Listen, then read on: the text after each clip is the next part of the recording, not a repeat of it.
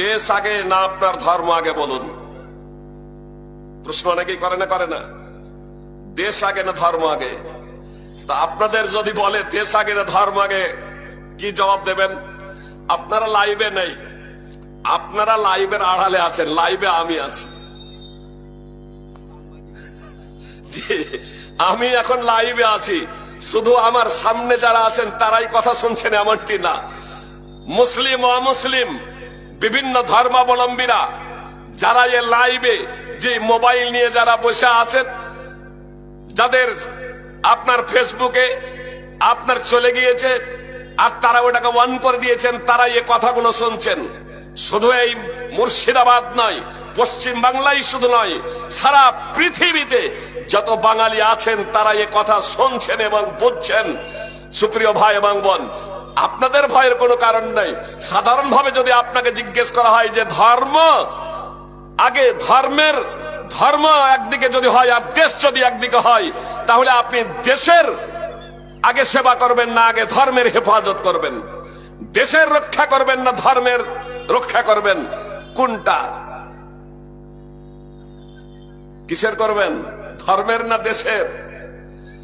সেই ভদ্রবাবুকে বলেন যে ধর্ম তো আপনি অতটা বুঝেন না, তাহলে এতটুকু বলি,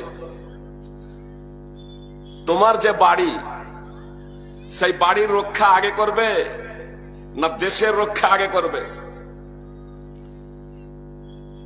প্রত্যেকেই নিজের অন্তরকে একবার জিজ্ঞেস করেন তো যে আমারও বাড়িতে আগুন লেগেছে, আশেপাশের বাড়িতেও আগুন লেগেছে, তা আমি কার বাড়ি আগে আগুন নিভাবো? প্রত্যেকেই আমরা নিজের বাড়ির আগুন নিভাবো না? যে ইলেকশনের ঘন্টা বেজে গিয়েছে পশ্চিমবঙ্গে, 23 এপ্রিল আর 29 এপ্রিল সম্ভবত। কেউ টিকিট পেয়েছে, কেউ পায়নি। দেশের সেবা করার জন্য, আপনাদের খাদেম হওয়ার জন্য অনেকেই তোলপাড় যে আমি টিকিট পেলাম না কেন, আমি তো সেবা করতাম জনগণের, আমি তো খিদমত করতাম জনগণের। তো খিদমত এবং সেবা করার জন্য সব তোলপাড়। কল্পনা করতে পারেন?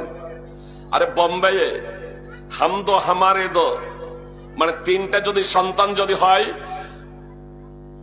আপসে আলোচনা করছে বন্ধুরা, তিনটা সন্তান হলে এবারকার টিকিট দেওয়া হবে না, তিনটা সন্তান হলে টিকিট পাবে না। তো বোম্বের এক ভদ্রলোক বলছে আমার প্রধান হওয়াই চাই। তখন তার এক বন্ধু বলছে যে তোমার যে তিনটা সন্তান, বলছে একটা সন্তান কাউকে দিয়ে দেব। তা আজকাল তো একটা সন্তান কাউকে দিলেও হবে না, তার ওটা মৃত্যু দেখাবে না। তার কারণ আপনার আকাশে এমনি ঘুরছে, অনলাইন হয়ে গেছে জন্ম সার্টিফিকেট, জি, এজন্য কাউকে দিয়ে দিলেও ওটা শেষ হবে না। তো কি করা যায়? এই কি করা যায়? এ থেকে প্রধান হওয়ার জন্য নিজের মেয়েকে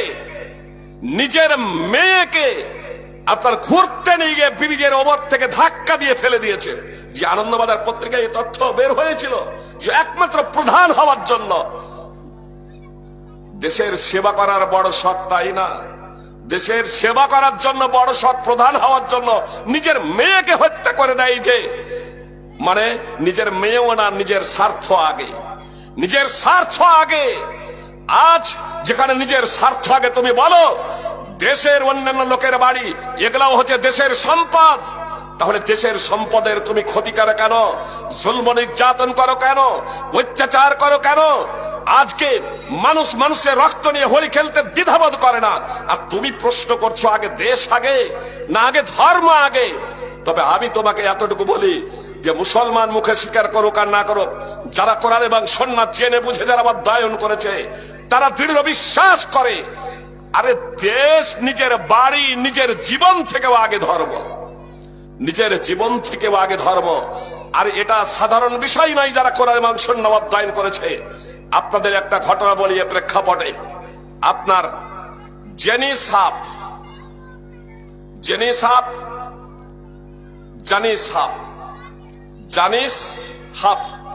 এই জানিস হাফ, যার বর্তমান নাম হচ্ছে আমিনা আসিলমি। আপনি ইংরেজিতে জানিস হাফ যদি লেখেন বা বাংলায় জেনিস হাফ যদি লেখেন, তাহলে চলে আসবে তথ্যাবলী। আমিনা আসিলমি লিখলেও আপনার সেই তথ্যগুলি আপনি গুগল এবং ইন্টারনেটে পেয়ে যাবেন। ইনি হচ্ছেন জানি সাহেব, ইনি হচ্ছেন একজন খ্রিস্টান প্রচারিকা, একজন খ্রিস্টান ধর্মের প্রচারিকা। যুক্তরাষ্ট্রের ইউনিভার্সিটিতে পড়ার সময় তিনি খ্রিস্ট ধর্মের প্রচারিকা ছিলেন। তিনি যুক্তরাষ্ট্রের ইউনিভার্সিটিতে ভর্তি হয়ে দেখলেন সেখানে কিছু আরাবিয়ান যুবক ইউনিভার্সিটিতে ভর্তি হয়েছেন।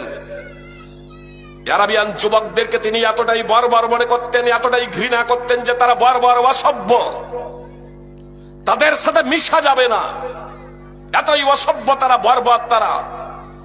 জানি সাহেব নিজের সিদ্ধান্তের কথা নিজের স্বামীর কাছে ব্যক্ত করলেন যে আমি ওই ইউনিভার্সিটিতে পড়বো না, তার কারণ ইউনিভার্সিটিতে কিছু আরাবিয়ান যুবক ভর্তি হয়েছে পড়াশোনার জন্য।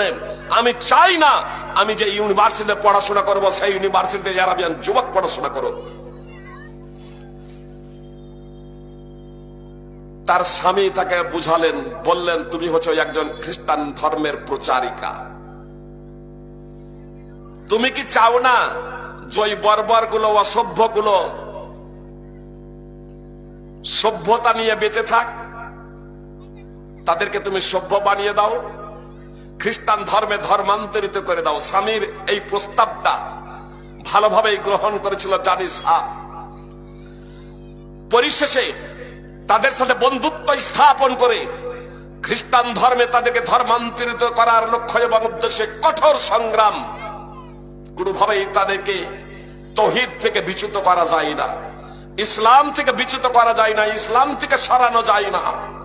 পরিশেষে সিদ্ধান্ত নিল পবিত্র কোরআন অধ্যয়ন করবে, আর পবিত্র কোরআন অধ্যয়ন করে পবিত্র কোরআনের ভুলগুলো তাদের সামনে তুলে ধরে বলবে যে এই পবিত্র কোরআন ওয়াচাল, এটা মানব রচিত গ্রন্থ, এটা মুহাম্মাদের উক্তি, অতএব এই গ্রন্থকে বিসর্জন দিয়ে আপনারা খ্রিস্টান ধর্মে দীক্ষিত হয়ে যান, যা পৃথিবীর শ্রেষ্ঠতম ধর্ম। এই চিন্তা ভাবনা নিয়ে পবিত্র কোরআন তাদের কাছ থেকে, ওই মুসলিম যুবক বন্ধুদের কাছ থেকে নিল। ইংলিশ ট্রান্সলেট আপনার পবিত্র কোরআন নিয়ে জানি সাহেব অধ্যয়ন করতে শুরু করলো পবিত্র কোরআন। আর তারপরে আপনার অন্তরে হিংসা এবং বিদ্বেষ পোষণ করে পবিত্র কোরআনের বিরুদ্ধাচরণের লক্ষ্য এবং উদ্দেশ্যে, ইসলামের বিরুদ্ধাচরণের লক্ষ্য এবং উদ্দেশ্য নিয়েই সে পবিত্র কোরআন অধ্যয়ন করতে শুরু করেছিল। সুপ্রিয় ভাই এবং বোন, আর নানাভাবে প্রশ্ন করতেছিল। কিন্তু আরাবিয়ান যুবকরা আমাদের মতো তো সাধারণ মুসলমান ছিল না, তারা তাওহীদের ব্যাপারে খুব দৃঢ় এবং মজবুত, এবং আল্লাহ তাআলার ব্যাপারে তাদের সম্যক জ্ঞান ছিল। পবিত্র কোরআন সম্পর্কে মোটামুটি তাদের জ্ঞান ছিল। তারা জবাব দিত সাধারণ বিষয় হলে, আর যদি জটিল হতো তাহলে আরাবিয়ান শেখদের কাছ থেকে জবাব শুনে তারপরে জবাব দিত। একটা পর্যায়ে এসে জানি সাহেব আর নিজেকে নিয়ন্ত্রণ করতে পারলো না।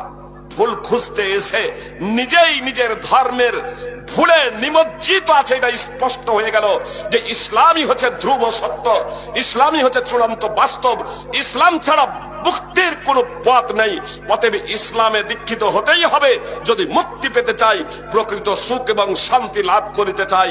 সুতরাং 1977 খ্রিস্টাব্দে আপনার জানি সাহেব কালেমায়ে শাহাদাত পাঠ করে তিনি মুসলমান হয়ে গেলেন। আর এইদিকে তার স্বামী খ্রিস্টান ধর্মাবলম্বী মার্কিন আদালতে মামলা ঠুকে দিলেন।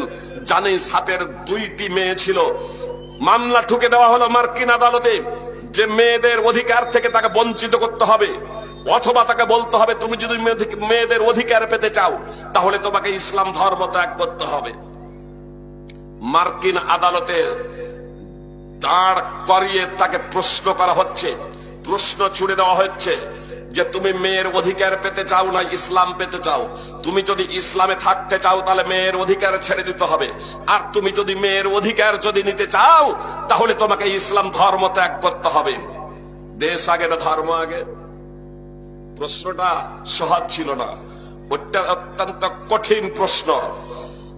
জানি সাহেব সেদিন মার্কিন আদালতে দাঁড়িয়ে ব্যর্থহীন ভাবে ঘোষণা দিয়েছিলেন আমি আল্লাহ এবং তার রাসূল সাল্লাল্লাহু আলাইহি সাল্লামকে, আরে মেয়ে কেন, আমি আল্লাহ এবং তার রাসূল সাল্লাল্লাহু আলাইহি সাল্লামকে আমি নিজের জীবন থেকে অধিক ভালোবাসি, অতএব আমি ইসলামকে কোনো অবস্থায় ছেড়ে দিতে পারি না।